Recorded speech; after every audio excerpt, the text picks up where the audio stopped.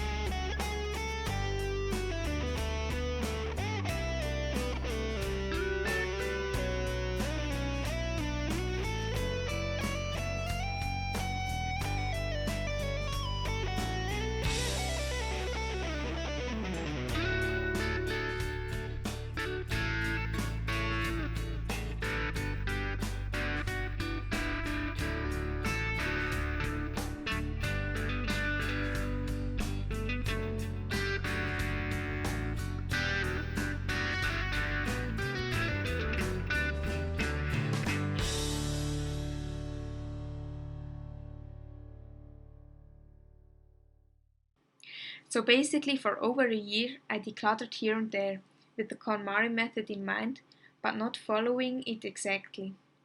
During this time I also started to look more for products I use on my body. So I let go of brands that test on animals. During the first year of decluttering, I also discovered some other YouTubers that shared their own decluttering stories on YouTube. I still watch those to get inspired. One of them is Rachel, the messy minimalist. So one day she mentioned the Minimalists in one of her videos. Thank you, Rachel. So I checked out their website and started to listening to their podcast. Their story and philosophy resonated much more with me than the KonMari method. With the KonMari method, I like that you get in the mindset of letting go of things that you don't like, that don't spark joy. But with the minimalists, it was on a different level. It wasn't about letting go of unwanted, unused, and unloved stuff anymore. I realized that many of the values they talk about are values that I have myself. I did the 30-day minimalism game for the month of March. My mom and a friend of mine joined me, so we had a little competition. All of us made it to day 30. It was awesome. I think it was after this challenge where I was aspiring to live a more minimalist lifestyle. It was also the time where I completely switched over to natural products to use on my body. You should really check out the ingredients of your beauty products. There's so much toxic stuff in it. I think over time, when you start looking into minimalism, sustainability is like the next step we can go to improve our impact on this planet a bit more.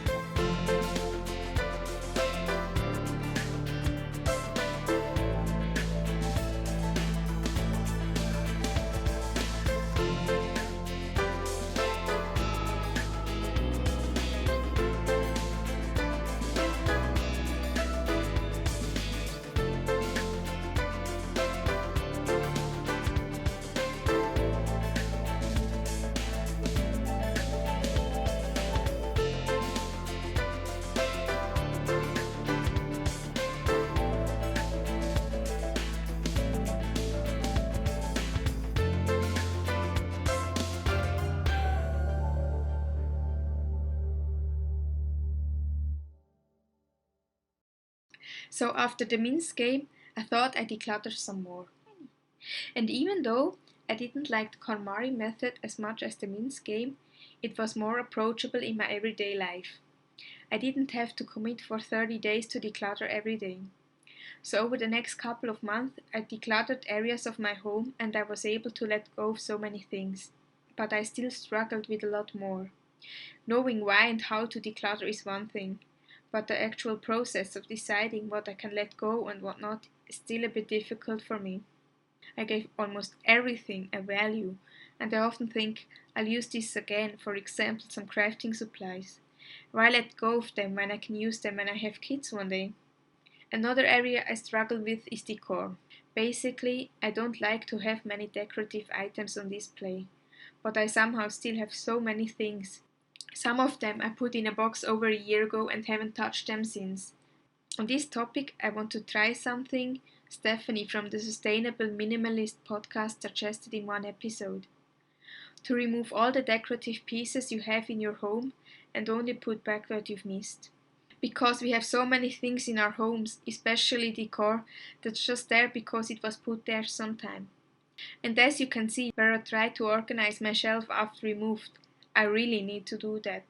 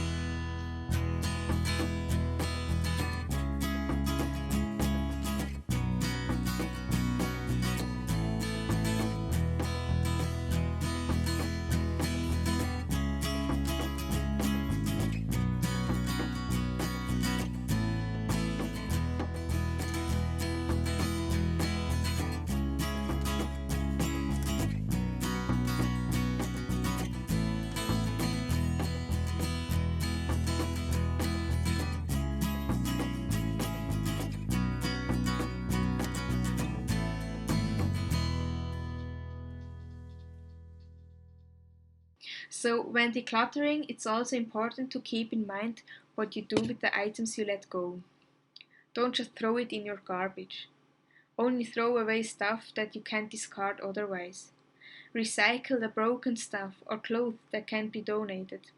Try to sell some of your discarded belongings if you have the time, or donate. Always keep in mind that you also can donate to women's shelters. And for discarded towels, maybe you can donate them to your local animal shelter. And you can even ask some of your friends and family if they want something. But don't force them to take anything. Let them know they can take what they want, but they don't have to feel like they have to.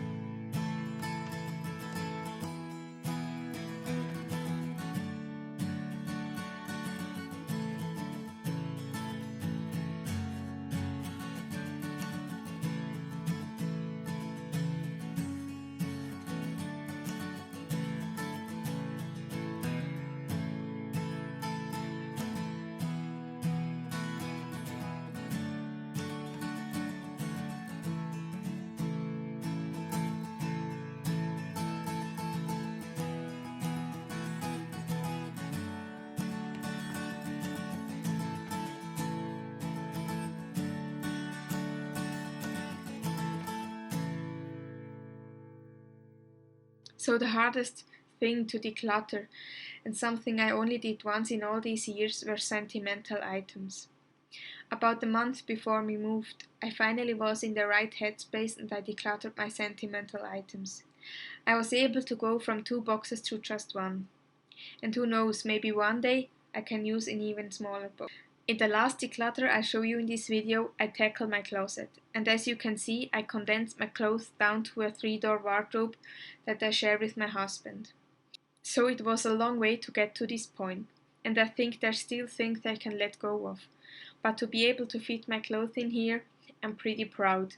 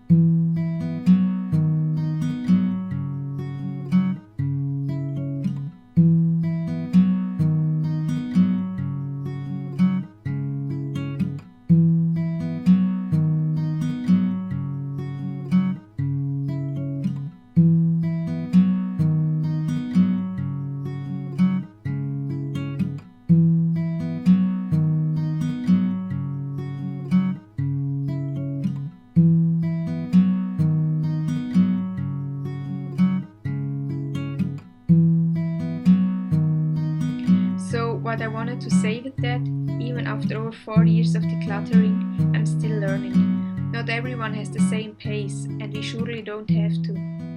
So if you're interested to see how I continue to find my minimalist lifestyle and learn to let go of things, subscribe to my channel. My goal for 2020 is to declutter my basement, where I've put stuff for my future self to deal with. I hope I was able to give you some motivation, and maybe now you want to start your own journey to live with less. And it doesn't matter how you do it. If you're following the KonMari method, do the Minimalism Game, a packing party, or try the Swedish death cleaning. As long as you find something that works for you, it doesn't matter how you call it. And maybe you mix match tips from everywhere like I did. One of the most important things is you have to know why you're doing it. For me, it started out that I didn't want to clean that much, and now turned into a life-changing mindset. And at the end of the day, there are only a few things that really matter in life, and stuff isn't one of them. Thank you so much for watching, and take care. Bye.